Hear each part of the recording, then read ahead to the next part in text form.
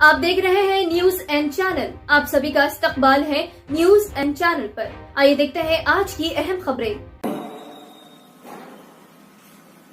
نحمد و نصلی علی رسول الکریم.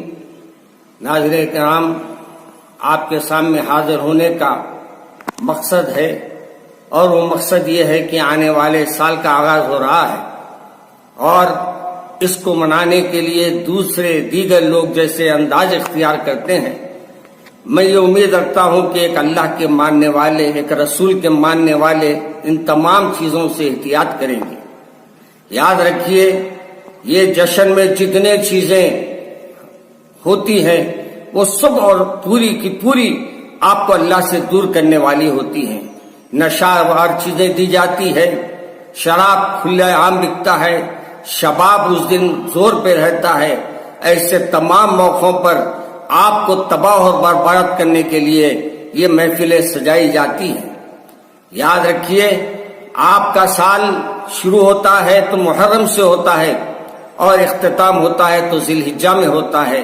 اور جو یہ سال شروع ہوتا ہے وہ ان لوگوں کے لیے جو کرسمس مناتے ہیں، جو عیسیٰ مسیح کو ماننے والے ہیں. ان کے پاس کوئی عمل برا سمجھا نہیں جاتا. لیکن یاد رکھیے، آپ اگر نشہ کریں گے، آپ اگر کوئی اور برائی کا کام انجام دیں گے، تو آپ کو مجھے یہ سوچنا چاہیے کہ رسول اکرم صلی اللہ علیہ وسلم جو مدینہ شریف میں آرام فرمانے والے ہیں، ان کے پاس آپ کا اور میرا ہر پیر اور جمعرات کو آپ کے اور میرے نام اعمال جاتے ہیں، اور میرے رسول دیکھتے ہیں کہ میرے امتی کیا کر رہے ہیں. بتاؤ، اگر کوئی آپ کا عمل میرے رسول کے پاس جائے اور آپ کے اور ہمارے آقا ناراض ہو جائے، تو کیا ہماری آخرت اچھی ہو سکتی ہے؟ کیا آپ اپنے رسول، اپنے محبوب، اپنے آقا کو تکلیف پہنچانا چاہتے ہیں؟ خطا نہیں چاہیں گا. ایک مسلمان کبھی یہ برداشت نہیں کر پائے گا. اگر واقعی آپ مومن ہیں، اگر آپ واقعی کلمہ پڑھنے والے ہیں، تو میری عاجزانہ درخواست ہے کہ آپ اس روز کو اپنے بجائے اس کے کہ عیش و آرام میں، عیش و عشرت میں رات گزارے، اس دن اپنا محاسبہ کریے. یعنی اپنا خیال یہ کریے کہ ایک سال میں نے کیسے گزارا، اس میں کتنے میں نے گناہ کیے ہیں.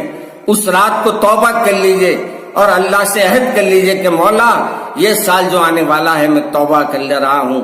اس سال میں آپ کی عبادت میں گزاروں گا، آپ کی اطاعت میں گزاروں گا.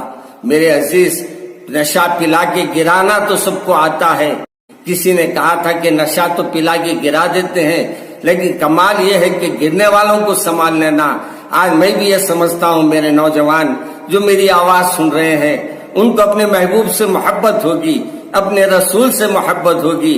اگر واقعی تم کو اپنے محبوب رسول سے محبت ہے، اپنے محبوب اس کو مانتے ہیں، تو آپ کا بھی عمل یہ ہونا چاہیے کہ میرے رسول نے جس انداز سے اپنے زندگی گزاری، اس میں سے کچھ چیزیں آپ سیکھ لیجئے، کچھ چیزوں پر عمل کرنے کا ارادہ کر لیجئے. اور جو گزر رہا ہے سال، اس میں جو بھی ہم نے کیا ہے، اللہ کے سامنے کہیے کہ مولا مجھے معاف کر دیجئے. آپ معافی تو مانگ کے دیکھو، معاف کرنے والا بڑا ہے.